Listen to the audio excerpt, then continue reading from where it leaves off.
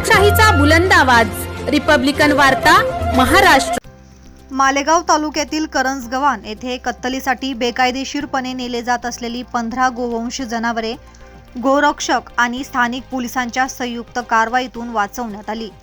ही घटना हिंदू समाजात तीव्र प्रतिक्रिया निर्माण करणारी असून स्थानिक हिंदुत्वनिष्ठ संघटनांनी तीव्र निषेध नोंदवत दोषींवर कठोर कारवाईची मागणी केली आहे। ही कारवाई MH41 G21 43 क्रमांकाच्या वाहनावर करण्यात आली। सदर वाहनात जनावरे अमानुष रीतीने दोऱ्यांनी बांधून अत्यंत हलाखीच्या स्थितीत आढळून आली। संशयित आरोपी बाळ्या संतोष हाळीज आणि संजय दादा कदम यांच्याकडे पोलिसांनी चौकशी केली असता त्यांनी उडवाउडवीची उत्तरे दिली। या प्रकरणी प्राणी संरक्षण अधिनियम तसेच भारतीय दंड संहितातील संबंधित कलमाखाली वडनेर पोलीस ठाण्यात गुन्हा दाखल करण्यात आला आहे। पोलिसांकडून पुढील तपास सुरू असून आरोपींना ताब्यात घेऊन चौकशी केली जात आहे।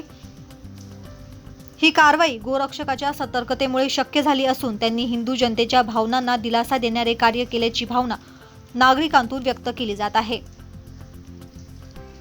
रिपब्लिकन वार्ता महाराष्ट्र न्यूज साठी प्रतिनिधी मुक्ताराम बागुल, मालेगाव, नाशिक।